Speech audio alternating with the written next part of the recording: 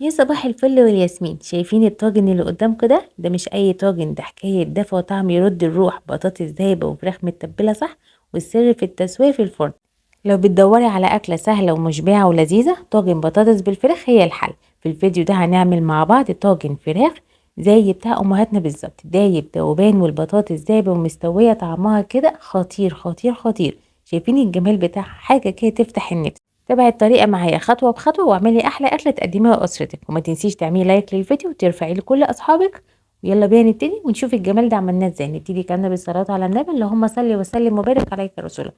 أول حاجة أنا معايا شرايح بصل، ومعايا شرايح طماطم، معايا كمان معلقتين توم، معايا فلفل ألوان الفلفل الأحمر، ومعايا فلفل أخضر، البهارات ملح وفلفل أسمر وكمون فقط لا غير، والبطاطس مقطعه مكعبات. هتجيبي الصينيه بتاعتك او الطاجن، حطي المكونات على بعض، حطي البطاطس وحطي معاها البصل، حطي معاها الفلفل الالوان والفلفل الاخضر، وحطي معاها الطماطم المقطعه برده شرايح سلايس كلها، وحطي معاهم كمان هتحطي التوابل بتاعتك، الملح وفلفل الاسمر والكمون. ونقلب الكلام ده كله مع بعض، قلبيه كله مع بعض. عايزه بقى كمان تحطي معاهم الفراخ وتقلبيهم تمام من الاول ماشي، بس انا حطيت الاول الخضر وقلبتهم مع بعض. بعد كده قلبت معاهم الفراخ على اساس ان الفراخ برضو تاخد من التتبيله وتتشمع بيها يعني. بعد كده بالظبط كوبايتين من اللي هو مج الشاي يعني عصير طماطم، حطيت عليها معلقه سمنه كده عليها من الوش، قلبتها لفتها كويس بالحراري ودخلتها الفرن.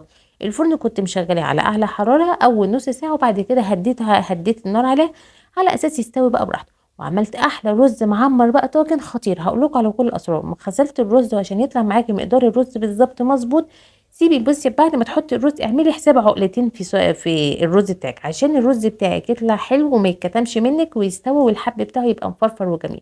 حطي بقى الملح بتاعك وحطي اللبن بتاعك، معلقه سمنه بلدي حلوه كده عليها الوش من فوق، قلبيها مع بعض كويس جدا عشان الملح يدوب معاكي وما يلقطش منك في الارضيه، لان ممكن الملح يبقى معاكي في الارض بتاعته فيبقى الماء الرز فوق عادب ومن تحت حادق جدا جدا.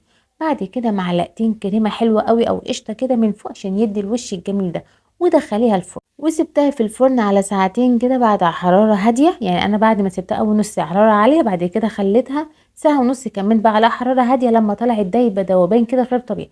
وبرده تشوفي الحراره بتاعتها على حسب الفرن بيختلف. طلعتها ودخلتها الشوايه تاني، خدت وش من فوق. شايفين الجمال؟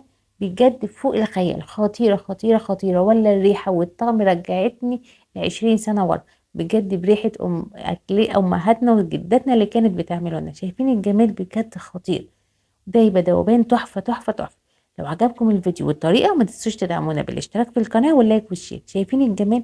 ولسه بقى الرز ما طلعه لكم، بوريكم بس كده البطاطس بتاعتنا دايبه ازاي والفراخ بتاعتنا دايبه، وبجد فوق الخيال، رهيبه رهيبه رهيبه.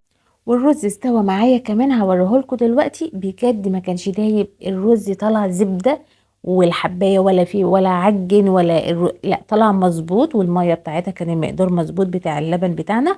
كمان زي ما انا قلت لكم اعملي مقدار العقلتين زي ما انا سبتهم، مقدار ما بين الرز والحرف البرام، فيطلع معاكي البرام على ختمته من فوق، ولا طالع خالص بوزز لبره ولا قليل، لا بجد خطير.